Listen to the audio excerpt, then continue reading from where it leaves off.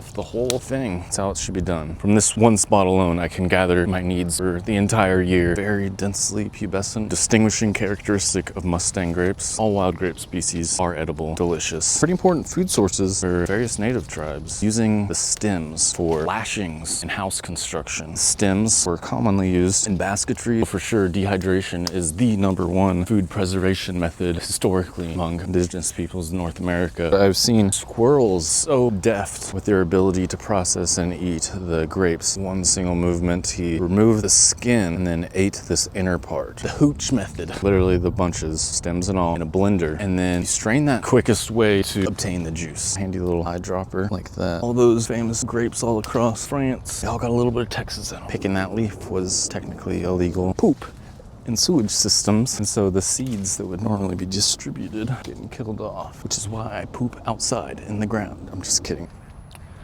Howdy y'all, it's Cyrus. I teach foraging and primitive skills, and it's grape season here at the Mustang Grape, and this is my favorite foraging spot. It's actually kind of mimics a vineyard setup where you have the central chain link fence here and it's just covered with grapevines. But I got a little bonus this season because it looks like some branches fell over recently which have the grapevine covering them, and these are just absolutely laden with delicious Mustang grapes. So the biggest challenge when grape foraging is finding some close enough to the ground, which is why I like when they're growing over fences like this. And this is a big boon right here. From this one spot alone, I can gather my needs for the entire year. I used to have a variety of other grape foraging spots, but like this, I'm basically just looking for places where the grapevines are close enough to reach.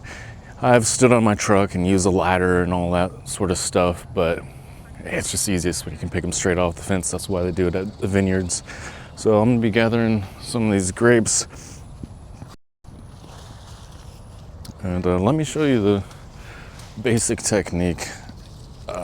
When I very first started foraging wild grapes, I would just pull one off. But see what happens? It splits open, makes a mess in your bag, it doesn't preserve well. If you're very careful, you can get them with just a little nub. But forget all that. The way I like to do it is just pull off the whole thing. A bunch of grapes. That's how it should be done. That way they all stay together, and you can even dry them on these little bunches. I prefer to actually separate them from the bunch for drying, but that's another story.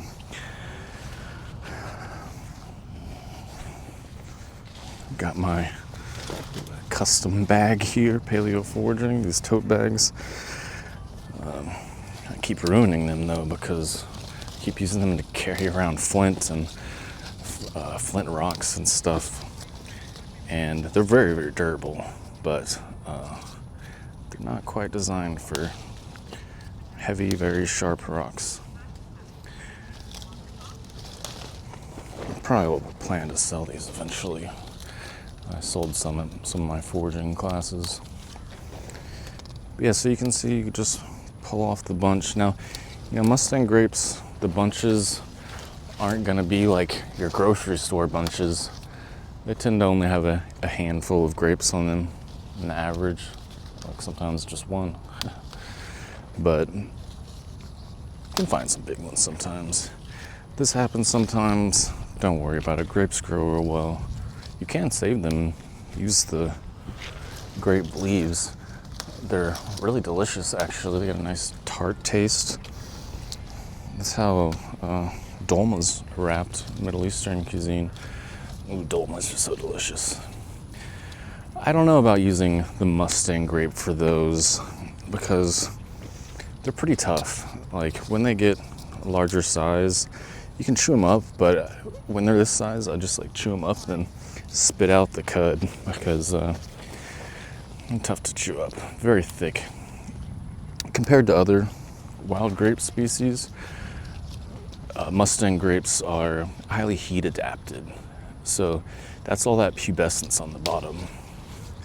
You see how it's very densely pubescent? It's like almost white on the underside. That's actually a distinguishing characteristic of Mustang grapes. It's Vitis mustangensis. But that contributes to it being relatively tough compared to the leaves of some other wild grape species. In Austin, Central Texas, probably the second most common one is Vitis monticola, sweet mountain grape. The leaves of those, much more jagged, bigger serrations on them, but they don't have that whitish underside either. They tend to be smaller though. Mustang grapes are by far and away the most dominant grape species. You can find them all over Central Texas, but wherever you live, it's probably wild grapes. And all wild grape species are edible. They're all pretty delicious, and all of them were historically pretty important food sources for various native tribes. Often there would be a seasonal gathering, everyone would get together and pick their annual grape harvest at the right time, around this time. Today's July 22nd, so midsummer, at least in my area. It might differ if you live further up north. There's a famous painting by George Catlin. He, incredible author and artist who decided to one day just abandon his life or his career. I don't know what he was doing before. I think he was a portrait artist or some sort of artist, but he was living in like the Northeast or something. Let me move to a different section.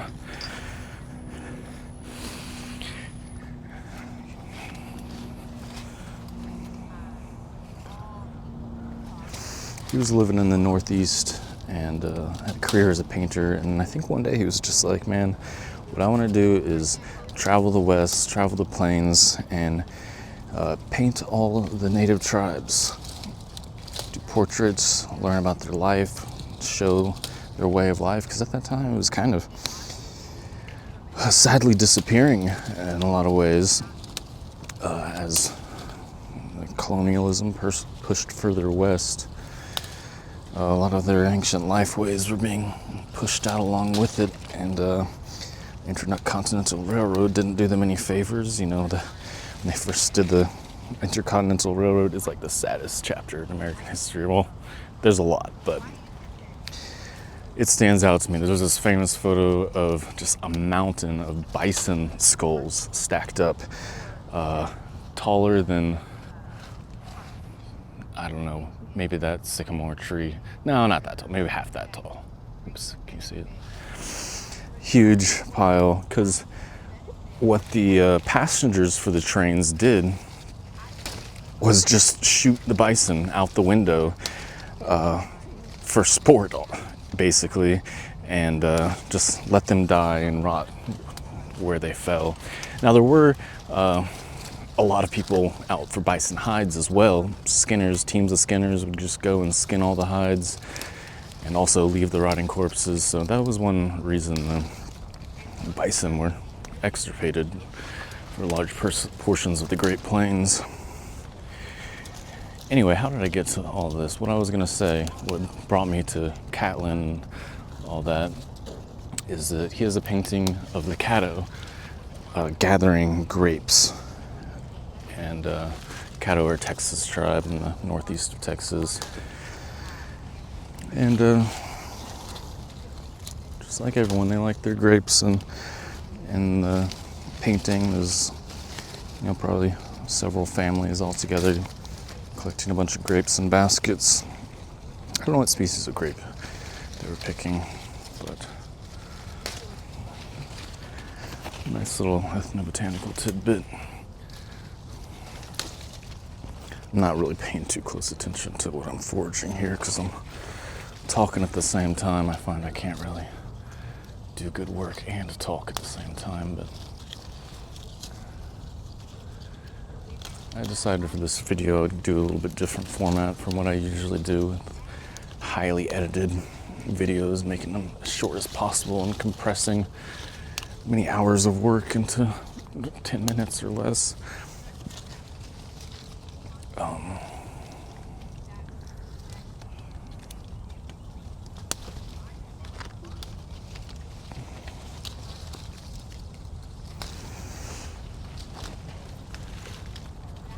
So one thing with Mustang grapes is that they're a little bit caustic, the raw juice. And if you process a bunch with your bare hands, a bunch of the juice gets on your hands and it kind of stings, kind of burns a little bit. But, and also if you eat a bunch of raw ones, it kind of burns your mouth a little bit. But you don't have to eat them raw, and you don't have to process them raw with just your hands. So the very most common method of preserving wild grapes by far is simply drying them. Make some raisins. But be aware if you do that, they're not going to be like your grocery store raisin, because those are often like boiled in sugar before they're dried, so it causes two differences. They're going to be sweeter, and they're also going to be kind of more moist.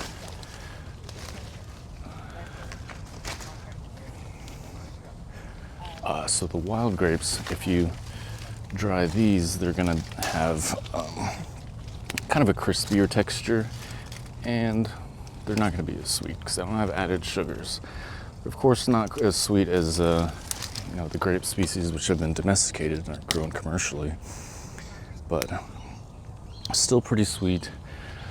I think of all the typical fleshy fruits in North America, or at least in Texas, definitely where I am, you can get the most amount of fruits from the wild grapes.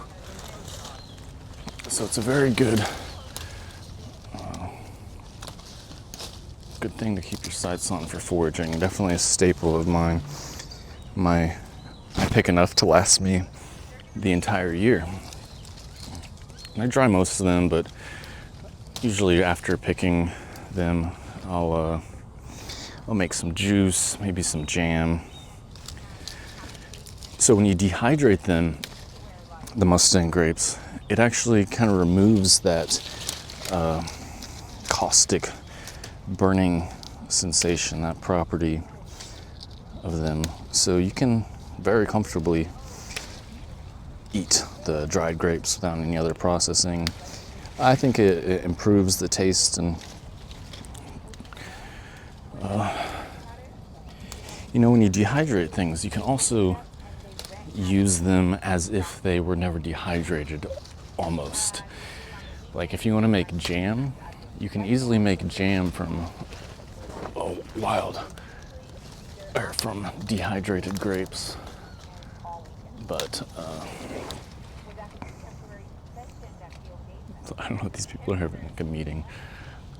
It's like no one else around. It's sort of distracting. I'm sorry. What was I saying? The dehydrated wild grapes can be used for jam or juice, or pretty much anything you would use the fresh grapes. All you have to do is rehydrate them. So you can just soak them in water, but I think boiling them is a little bit better. And with the water left over from that, you can drink. It's kind of like grape juice or grape tea. It's good stuff. So I tend to dehydrate most of my foraged fruits just by default. But a good jam or juice is always fun too. Wow, just look at all these grapes in here, man. It's just... And what's cool too is that this is pretty normal in the canopy. That's the frustrating thing about grapes, because you'll often see them on the ground, see some squished grapes like here, but they'll be way up in the tree, and you'll be like, God, I wish I could reach those. but those are for other animals to enjoy. I'll stick to the low-hanging fruit.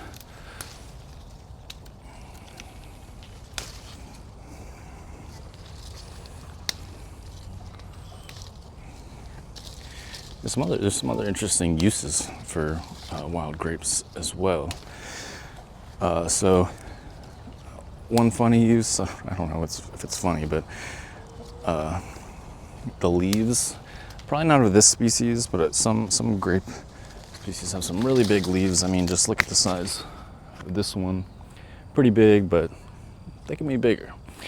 And the Ostini, which are a sort of Caddoan tribe, you know, in East Texas, they use grape leaves to cover cook pots when they're cooking beans.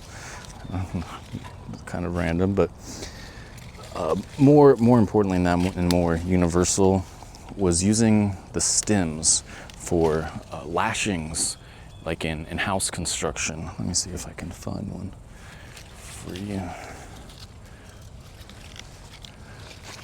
Well, they're all around, but grapevines are very flexible and strong.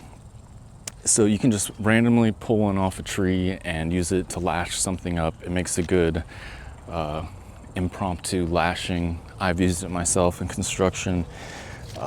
Pretty effective. I built a little drying rack for grapes actually last summer I just stuck some juniper poles in the ground with some forks on the top, some cross pieces, and to secure the cross pieces and the brace pieces, I just lashed it with some grapevine. It worked great. It's still standing, still holding today. One thing that I did do was like pound it first. So I put it on another rock or probably just a piece of wood. I don't want anything too hard and abrasive, but I just sort of lightly pounded it with a round rock against that piece of wood, and that kind of breaks up the fibers so it doesn't break at the nodes like that. It kind of makes it more of a continuous fiber and more durable for construction. Not strictly necessary, but for the better stuff, you want to do that. I was reading today, actually, some of the Northern California tribes use the roots of grapevines in a similar way for lashings, but also for basketry. So the stems were commonly used in basketry. They make some good, strong supporting elements. So you probably wouldn't make a whole basket out of the grapevine, but the bottoms or some main ribs, I think it's useful for that.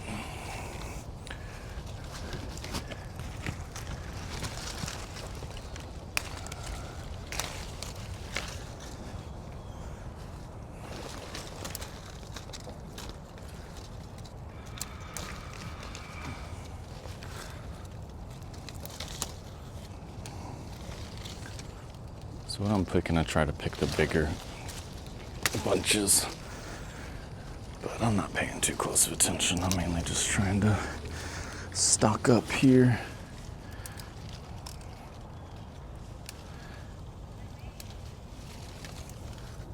Probably don't want them when they're unripe either. Make sure they're ripe. They'll turn this very dark purplish color,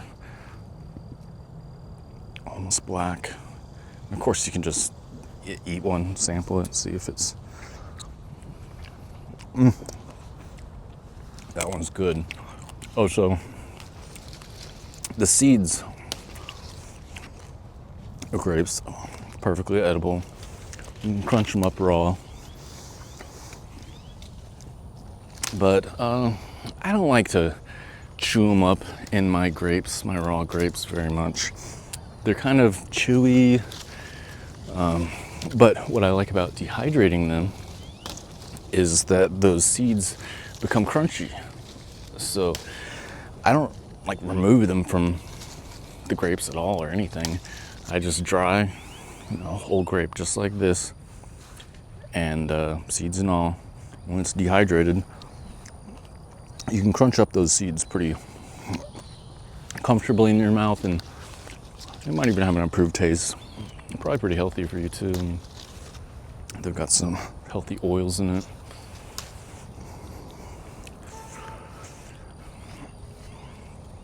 So for dehydration, so far, for dehydrating everything, I put it in my oven as low as it goes. So I have a gas oven, and it doesn't have any like marker past 200 degrees. That's as low as it says it goes, but I turn it below that and it's still on. I think it goes down to maybe like 150, 160, which is gets you in the range of proper dehydrating temperatures.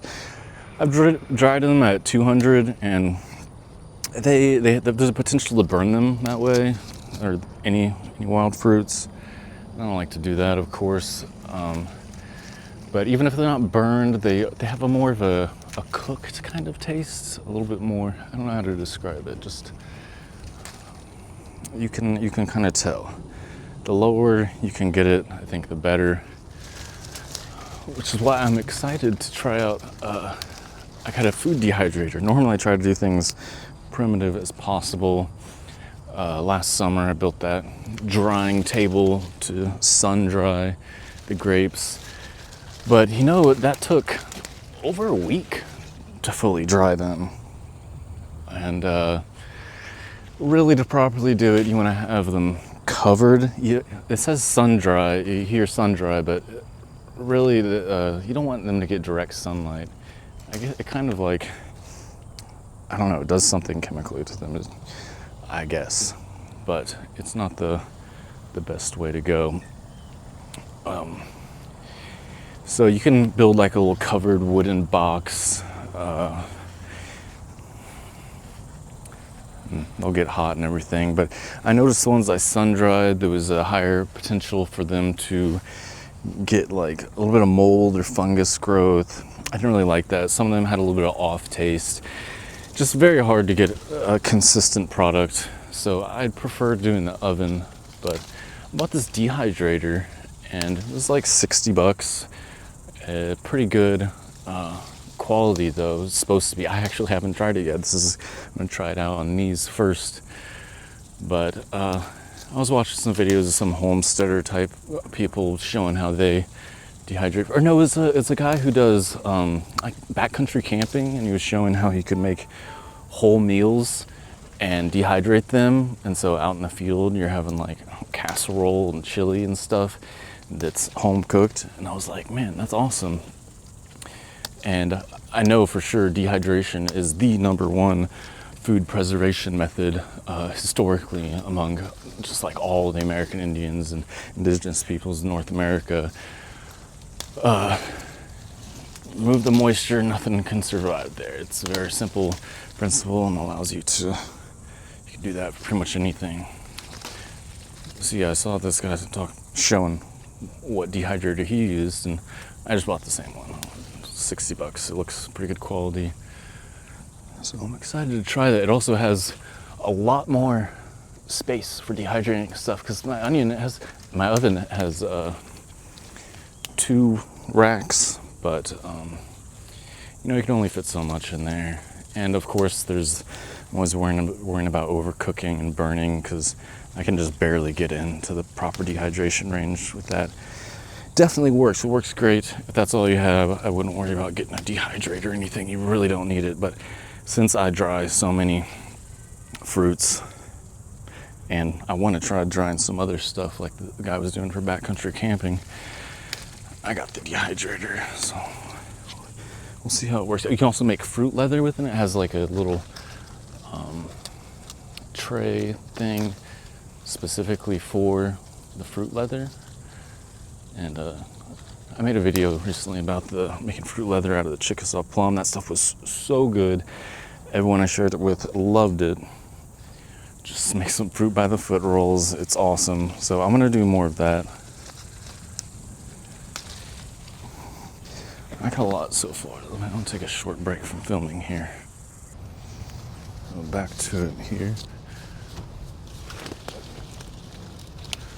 Here's some thunder. No rain though, but I like foraging when it's overcast or rainy, especially in the summer. It's cooler temperatures and fewer people.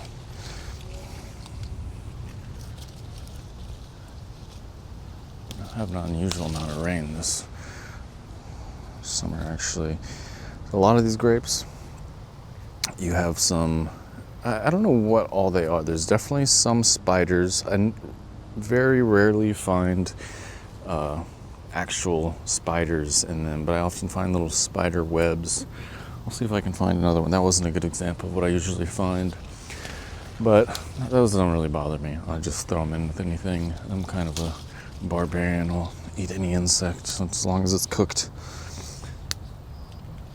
But that's about the only thing you find on these. They don't seem to be too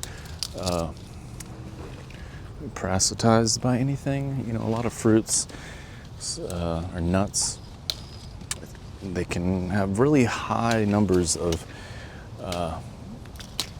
arthropods, you know, some beetles or something going in there and eating parts of them and kind of ruining them for human food use. But you don't really see that with grapes.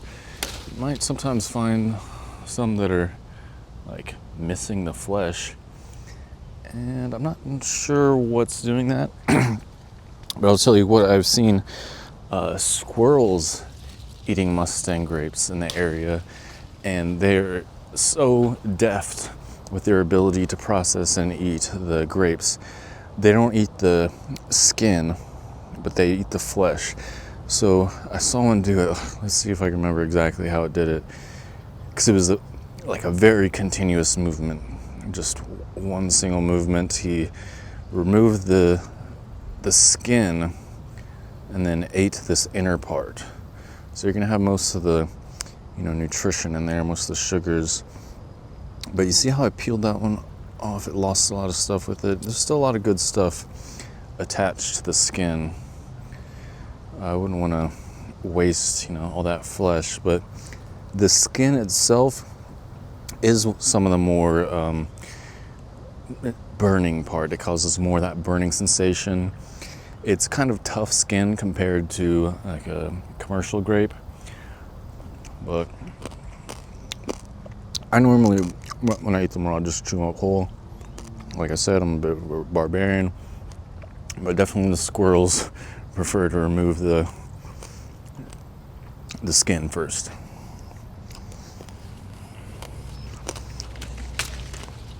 But that's nice about these, because you don't have to worry about them having a bunch of bugs in them or something, except for those, what I presume are spider webs for the most part.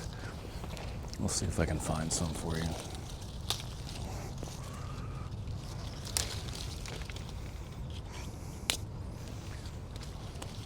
Got thunder, but the sun came out. That's nice. Now, I'm not being very efficient with my gathering here because, like I said, my hands and talking part of my brain kind of overlap or something.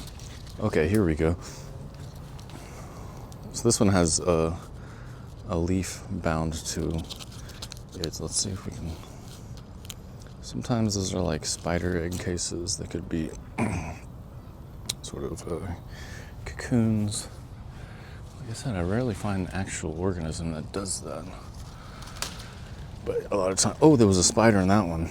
It jumped off. So here, this is often how you'll find it. They'll be like in between these bunches, and I think it just is a good protected area. And I'm pretty sure they are spiders. And maybe they're feeding on other smaller insects, some aphids or something in there. But like I said, those don't bother me. Sometimes I try to peel off a little bit by hand, especially when I'm processing them further to dry. But when I'm just harvesting the bunches, don't really bother with it. Here's another one. Let's see, is the spider still in there? Oh, I'm sorry, I'm not showing this.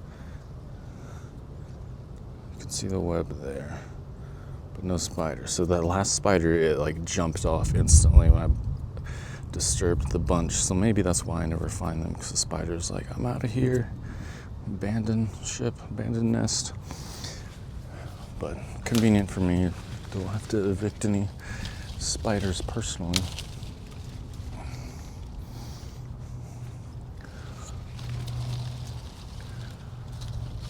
So, like the squirrels, one way a lot of people like to eat mustang grapes, and I do myself plenty, is removing those, the skin.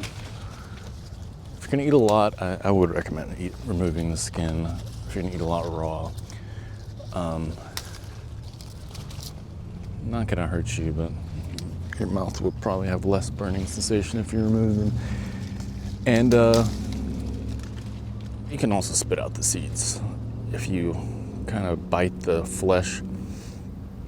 If you bite this middle flesh, like put your incisors in between, because this is like kind of one solid piece. It doesn't really want to fall apart, but if you put your incisors there, it'll kind of break the sac, and then you can work out these little seeds and just spit them out.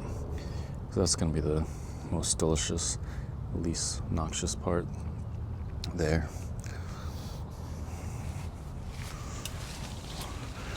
Now, other ways of using grapes. A lot of people like to make wine out of it. Haven't done that myself, but I hear a lot of positive things about it from people. And that's easy to do. You just make juice and then allow it to ferment. You can buy little bags of yeast at the grocery store, little packets. They're for baking bread. But if you throw that in the juice, it works just like brewer's yeast, essentially. Not going to be as good, or I don't know all the technical differences. I'm sure there's plenty. But that's the hooch method of doing it. You don't really even need those packets of yeast if you allow it to be inoculated by wild yeast. So this is probably covered in wild yeast. Perhaps even like that stuff that's rubbing off. It's almost powdery stuff. That could be some wild yeast. I've heard people say that about other fruits, like plums or cherries, that they have kind of like this powdery layer. And I've heard people say it's a natural yeast. I haven't looked into that to actually confirm it, but it sounds good.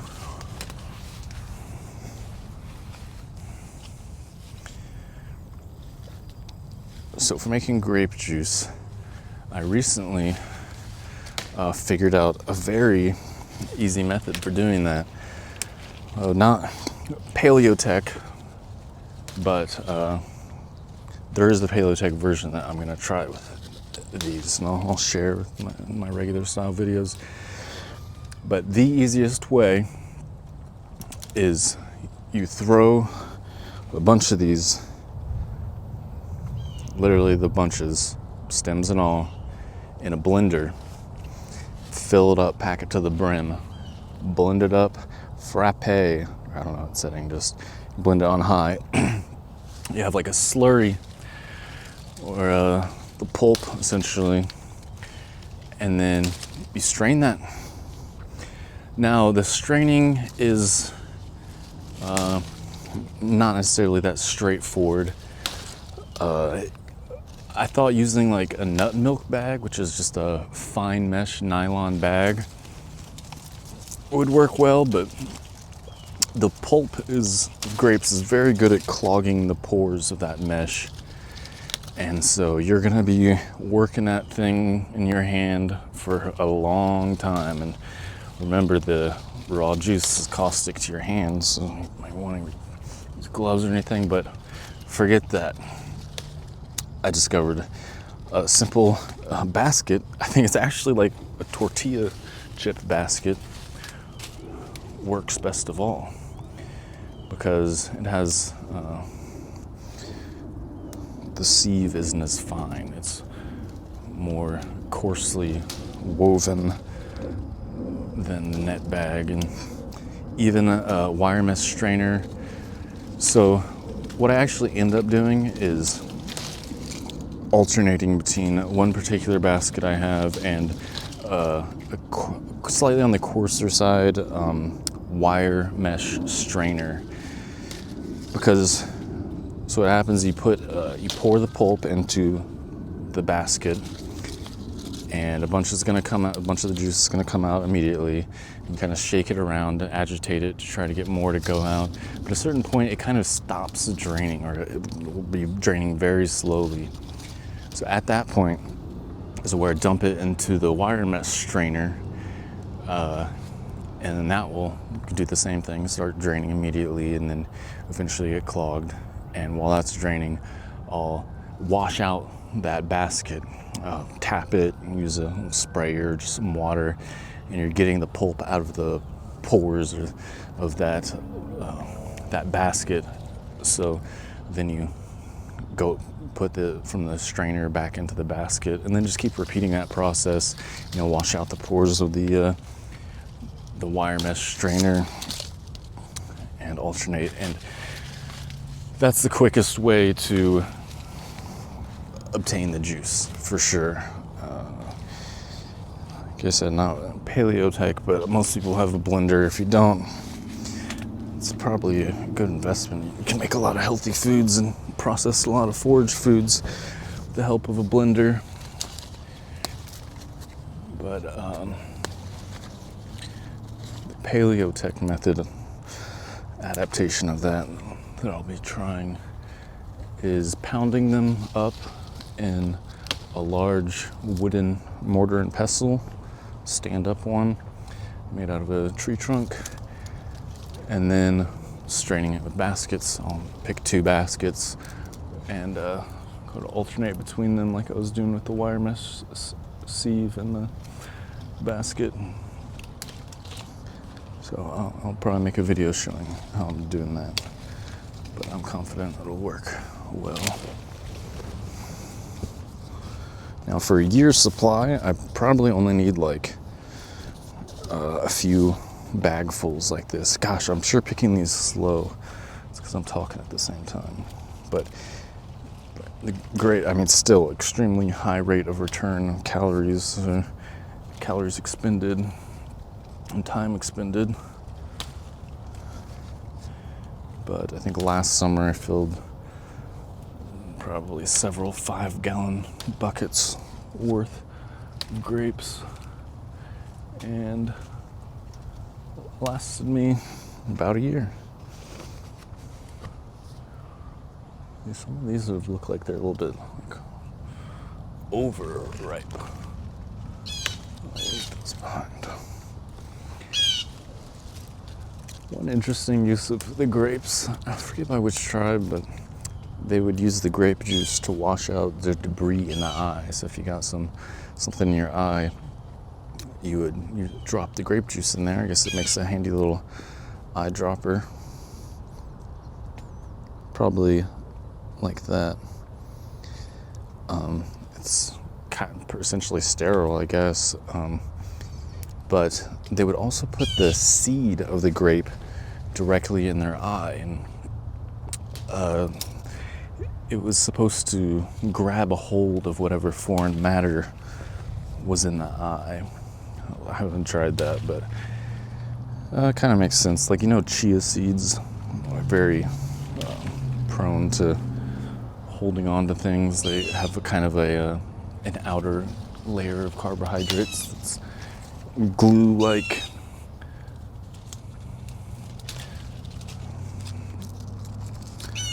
What else about grapes?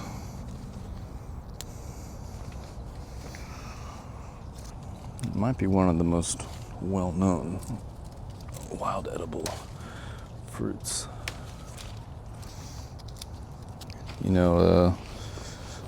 The U.S. is actually named after grapes. I can't say originally because we all know who the original inhabitants were, but when Leif Erikson discovered the Americas in think around 1100 AD. He called it Vinland, coming from vin or vino. It's originates from the grapevine and wine, vino. But yeah, there's a ton of grape species native to the US. Oh, here's an interesting fun fact about grapes. If you're American, you can use this to flex on any Frenchman you might come across. But so in the, I don't know when it was, probably in the early to mid 1900s. That's just a guess, but there's a species of aphid. So an aphid is just a tiny little bug that feeds on plant sap. And it has like a syringe-like mouth part, and it lives on like the vines, probably more like the smaller twigs, and it uses that syringe-like mouth part to get into the phloem, or the sap-conducting tissue of the vine, and they suck it out, and it's kind of like sugar water. Like, you know how you make maple syrup? You're tapping the tree, you're getting the phloem or the sap, which is full of carbohydrates. The plant is using that to transport carbohydrates produced by the leaves throughout the rest of the plant. So there was a species of aphid that feeds upon the commercial grape species. I can't remember what that species is offhand, but all across Europe, this aphid called the grape phylloxera was, I don't know if it must have been introduced or something, but it suddenly began just absolutely wrecking the cultivated grapes, including in all the famous wine regions of France. And it was a huge problem. People didn't know what to do about it. But someone had the idea, must have been some botanist, or possibly some agricultural specialist. They have a name, I don't know what it is, but they realized you could grow the commercial grape species on a rootstock of another grape species by grafting it on. So the Mustang grape is actually highly resistant to the aphid, the grape phylloxera, and it, I guess it attacks the roots. I was saying earlier the twigs, but a lot of aphids attack different parts. So what farmers did, grape cultivators, is graft their commercial species and varieties, like all those famous ones in France. They would graft those onto a rootstock of Mustang grape. And that's still how it's done today. So all those famous grapes all across all of France, they all got a little bit of Texas in them.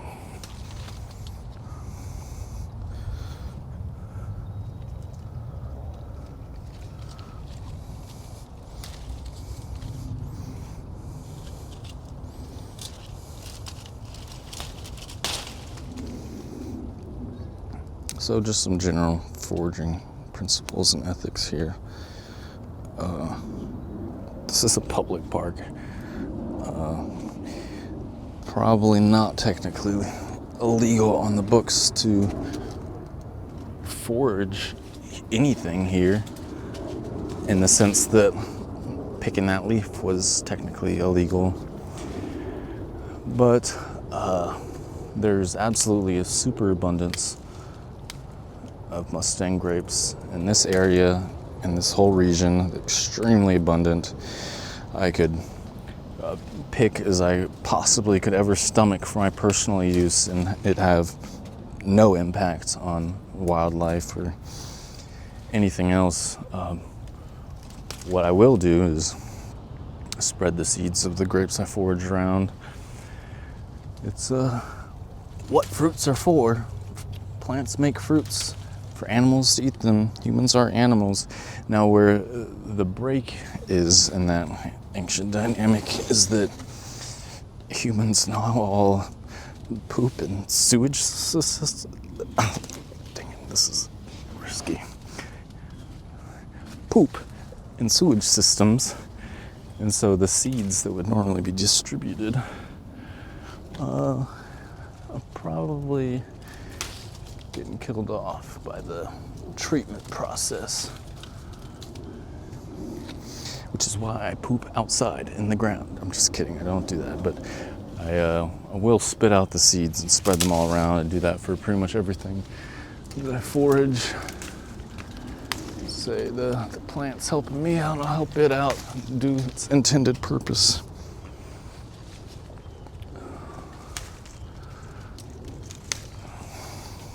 But you'll see a great majority of them simply just fall to the ground and rot. In general, I try to never take more than around 10% of any wild food product or some other product that I'm going after. Well, let's leave it at fruits. Fruits and nuts, I limit it to 10%. Now, I usually don't even get above 1% of the fruits in a particular area, but I could conceive of circumstances where it's appropriate to take as much as 10%. So you're leaving some for other animals, other humans. If it's a good rule for anyone, just so on average people aren't doing too much damage to the plants.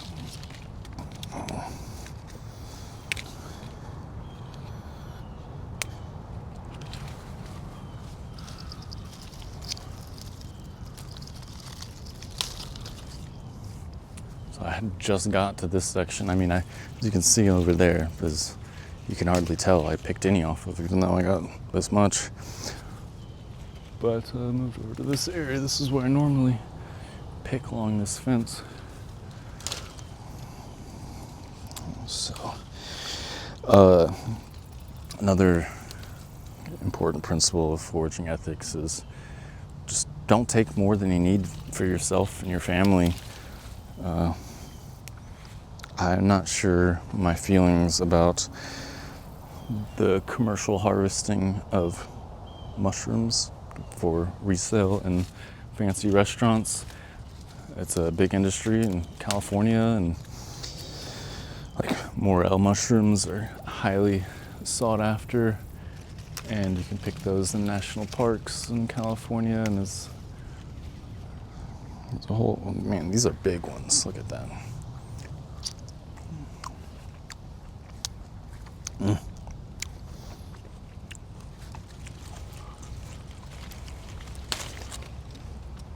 But I won't go into commercial use. Let's just say that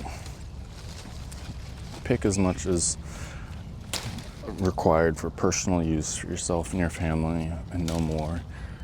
Just because there's all these fruits out here doesn't mean I should pick them all and try to can them and sell them or something like that. Foraging is for everyone, and don't take more than you need.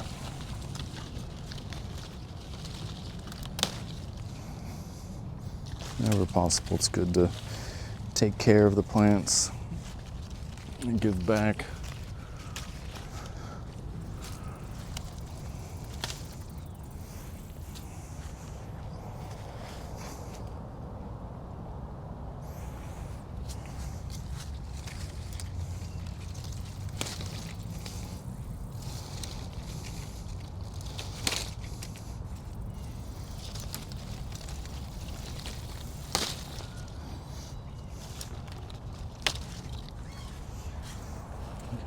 Perfect. Got some real big ones on this fence.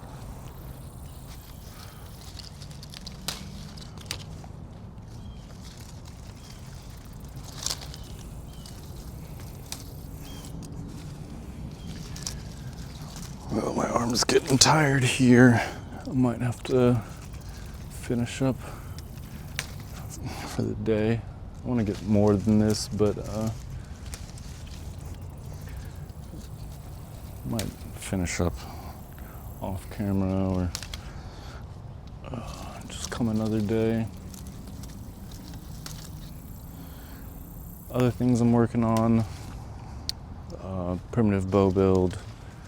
You might have guessed, shown some photos, and did that video on the bowstring, and the fire starting will also be a part of that. So I wanted to show a fire starting video just on its own. I actually made a bow out of mesquite, which is hardly known as for making bows, but I read in my research some tribes like the Yuma, like in the desert southwest areas, liked mesquite for bows. But keep in mind, other bow wood is kind of hard to come by. Mesquite grows in very scrubby areas. It can often be the only tree available. Besides, I know things growing in riparian areas like cottonwood. Cottonwood is also highly valued by the desert tribes because it's kind of like the only nice wood you can get. But I think the Seri also use the mesquite for bows. But I just wanted to try it out because no one talks about it and I've never seen it. And I was mostly successful. So I built the whole bow using stone tools. And the day came after I made the bowstring to string it.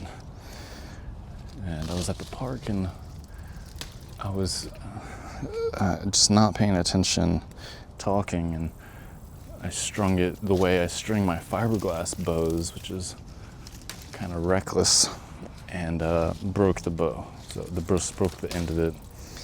So I gave up on that. A lot of work went into it, but I was able to at least see that it works for making a bow, but it's just not the most ideal bow material. It doesn't have as much elasticity to it. So I started from scratch, and I'm doing one now with mulberry wood, which is excellent for bows. Second to only Osage orange, also the Pacific yew, but that's far out of my range here. And there's introduced mulberry, white mulberry, and that's what I gathered it from, so I don't have to feel bad about cutting it down or anything. I mean, I still feel its pain cutting it, but it's coming along nicely. I have the stave blanked out, so now I just need to trim and tiller it and carve it into shape. And I've made a couple mulberry bows before, but I wasn't using all stone tools for those builds. I didn't even make videos about them, but I've displayed them. Look at my video about mulberries in general. Show me taking one shot with my mulberry bow. They're also very little. I made 2 of them, and they're kind of tiny little flat bows. So what I'm building right now is probably gonna about 4 foot long finished dimensions. So anyway, that's, oh, look at all these. Isn't that just perfect?